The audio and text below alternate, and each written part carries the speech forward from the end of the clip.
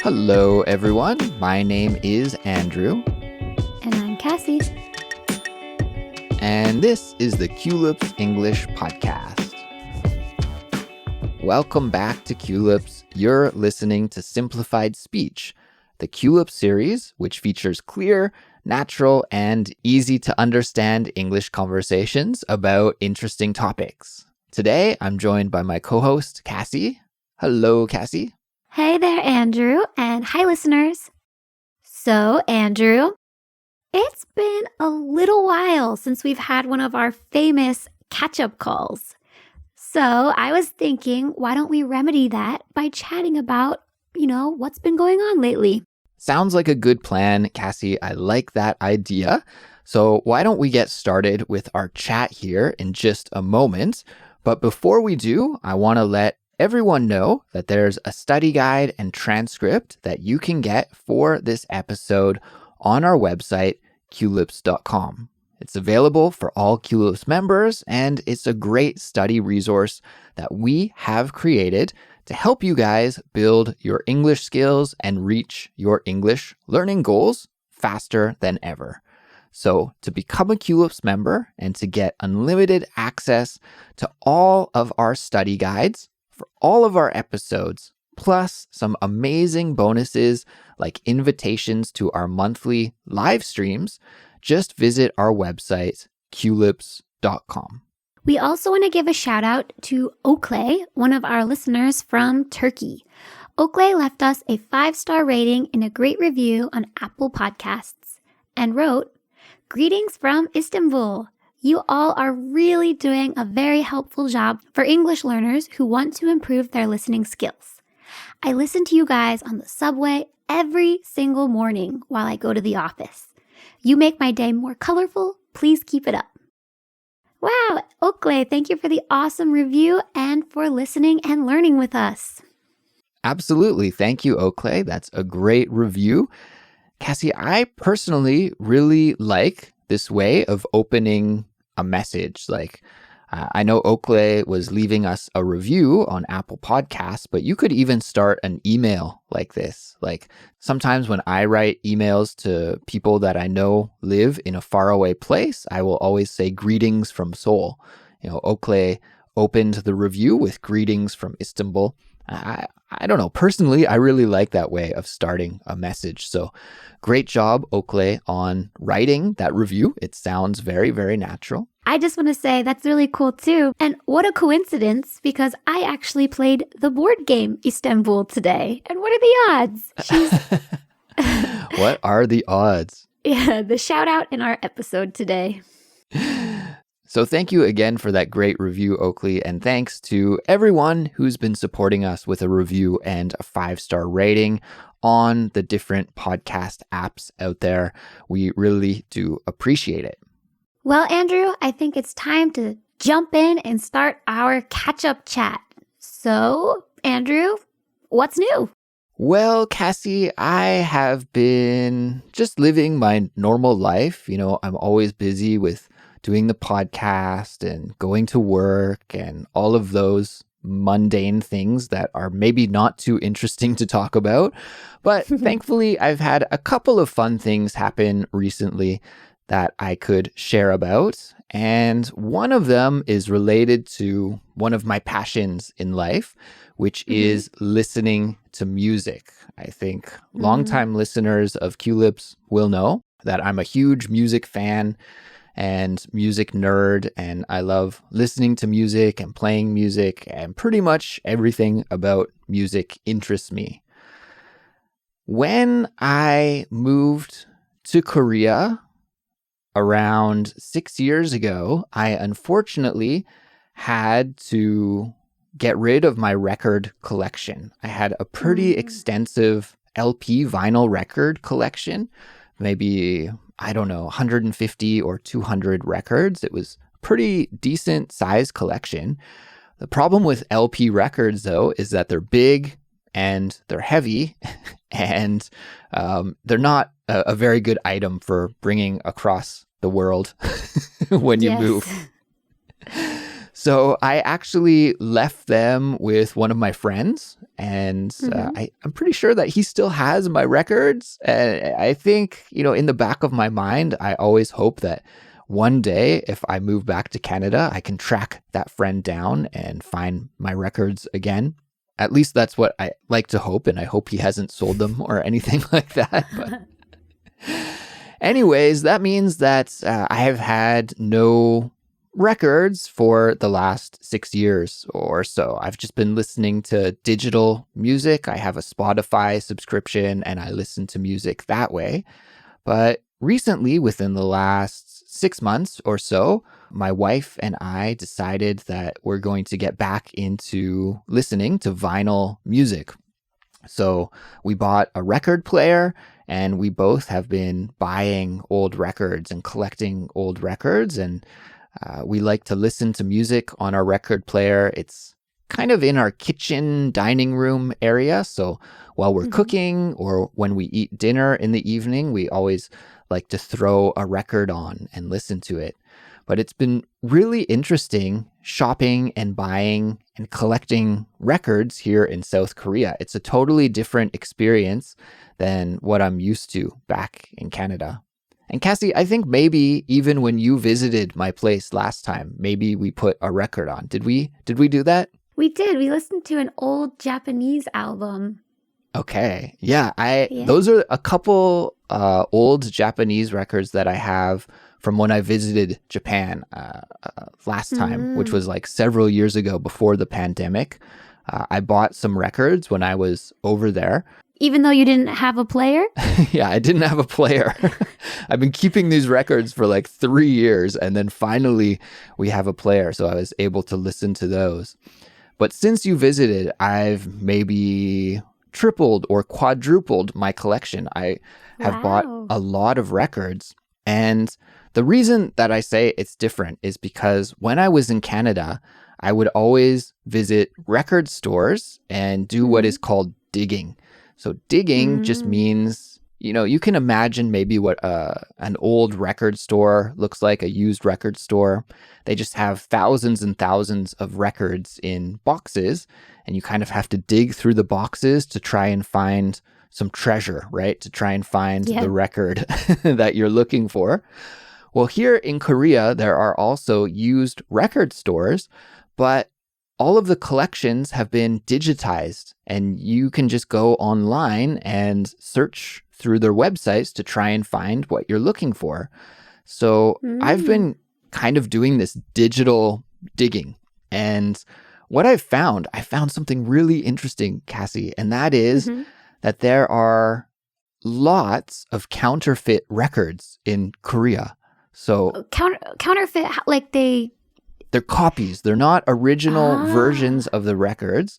Maybe, I don't know, back in the 60s, 70s, and 80s, maybe foreign records were too expensive to import, or I have no idea. But for whatever reason, there are thousands of counterfeit records of like old bands from like the 60s, from the 70s, from the 80s. And you can buy these records for very cheap online. They're like $2 or $3.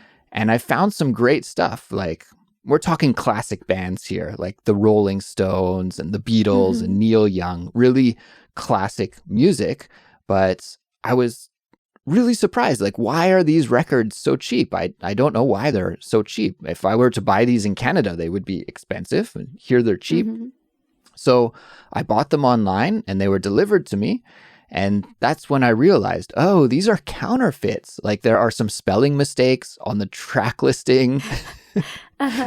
Like, for example, one Neil Young record that I bought, one of the songs is named Birds, but on that record, it is spelt Birdo. But is the sound quality the same? Yeah, so it's really case by case. Some of them sound exactly the same, and some of them have been pressed onto really thin vinyl, and the sound quality is not so good on some of those records. So it's been really interesting to buy some of these counterfeits and look at them and listen to them. I don't know. I personally think it's a really kind of cool historical item that I just randomly stumbled upon. So yeah, it's been really fun, and I've got a lot of great stuff. Some of the record store owners have sent me some free records as well. So yeah, Wow. it's really cool. I've been enjoying it.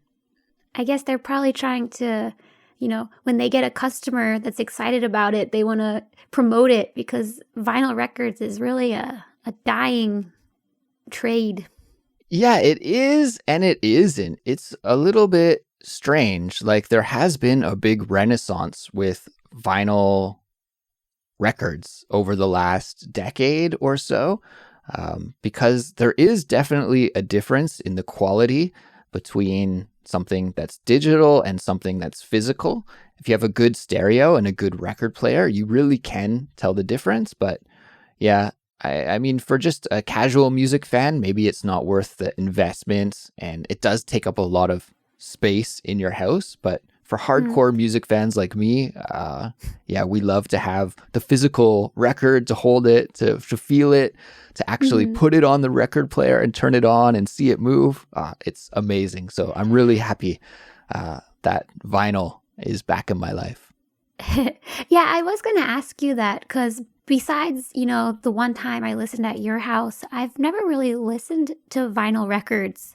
So what you're saying is that the sound actually is significantly different compared to a digital version and a vinyl version? Oh, yeah. Now, my record player is just a cheap record player, and I don't think you would notice a big difference just listening to something on my record player. But if you were to listen to a vinyl record on a nice stereo with a good preamp and good speakers, there would be a big difference. The sound is just much richer and warmer, and I think you could tell for sure.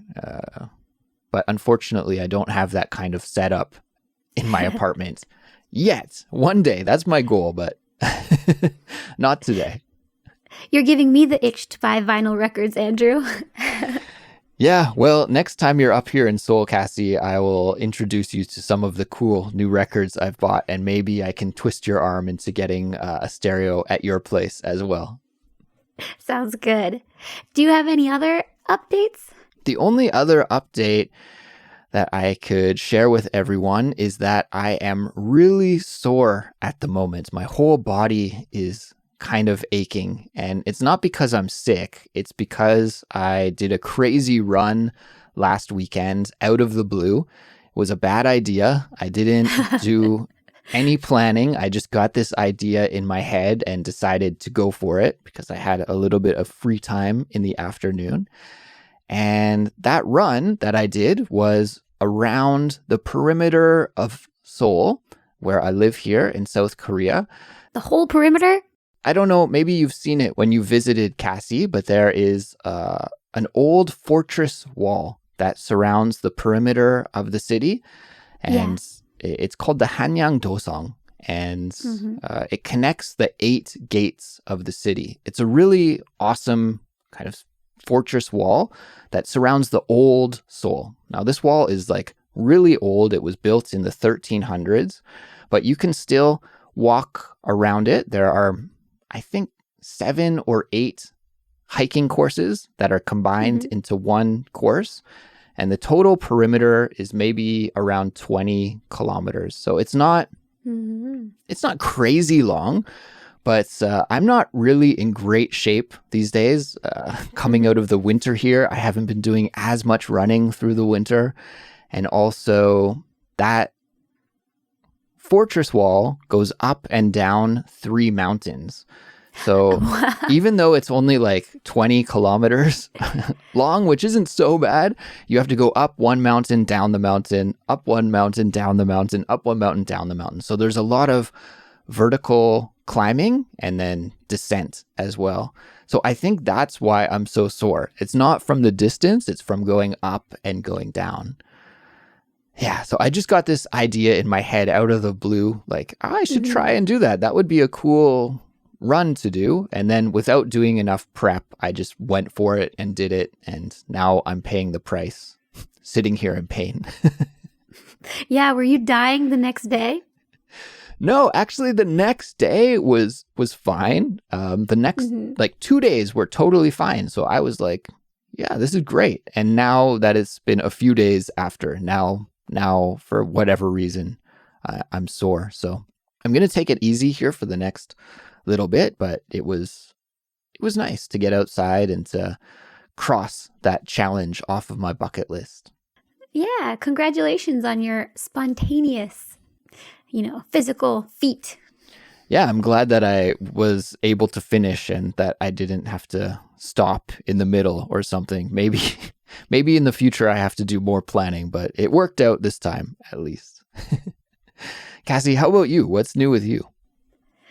I don't have a lot of new stuff going on, just mostly school. However, my wedding is just around the corner. So I guess now I'm doing the last minute planning and, meet and greets that are really common here in Korea before a wedding. Yeah, could you break that down for us? Because, of course, our Korean listeners will know about this part of the culture, but our listeners from other countries won't. So maybe you could tell us about that custom. Yeah, sure.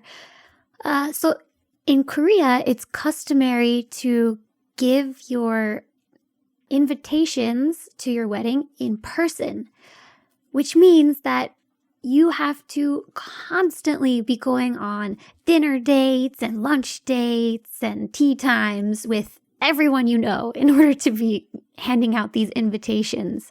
So for the last few weeks, we've been having dinner with my fiance's family members and his friends and my friends and his parents' friends. And it's been a lot. I remember you talking about it, Andrew, a year ago. Yeah, I had to go through it as well, Kassy. I mean, it's kind of nice because you do get to catch up with old friends. Like I got to catch up with my old friends and have a meal with them before the wedding.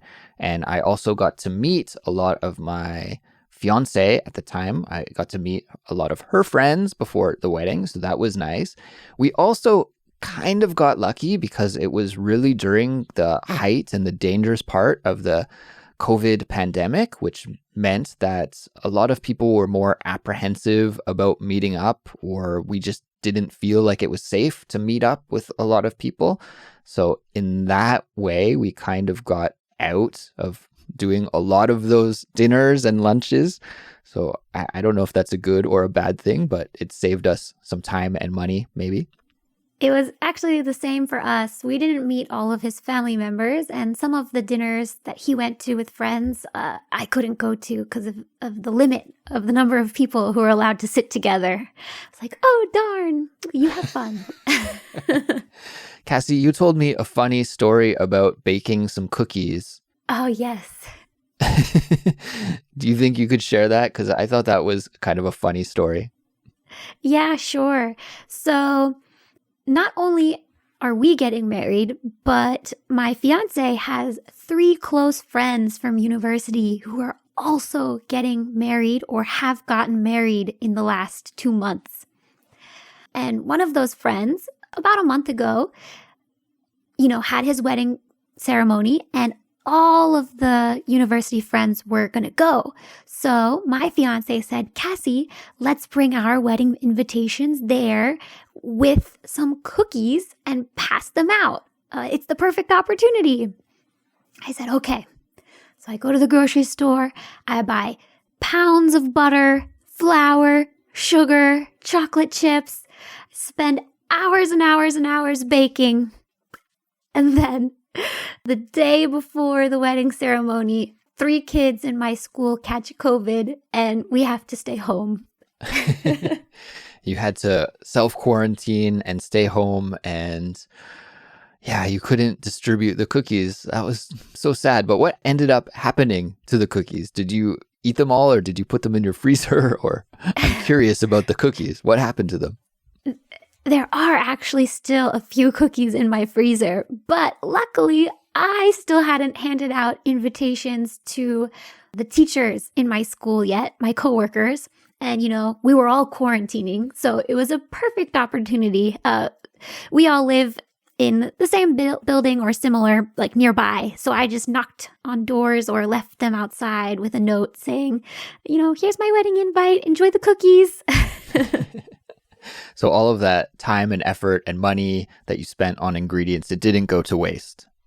No. And of course, I love baking, so it was fun. But I felt bad for, the university friends we couldn't meet and the wedding we couldn't go to. For sure. Well, Kassy, this is probably the last time that we will record a Culips episode while you're an unmarried person. I think your wedding is just around the corner. You'll be married soon, and maybe next time we talk on Culips, you'll be married. So, best of luck with the wedding, and we'll have to do a summary and a recap once you're back from your honeymoon and settled back into regular life. Sounds good.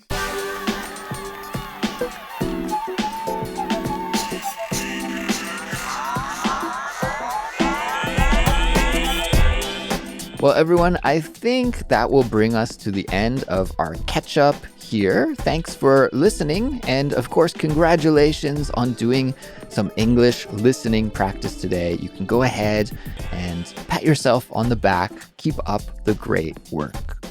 Also, Andrew and I are curious about what's going on with you lately. So please let us know how you're doing and what's new. You can let us know by commenting on our Instagram or on the comment section or the discussion forum on culips.com.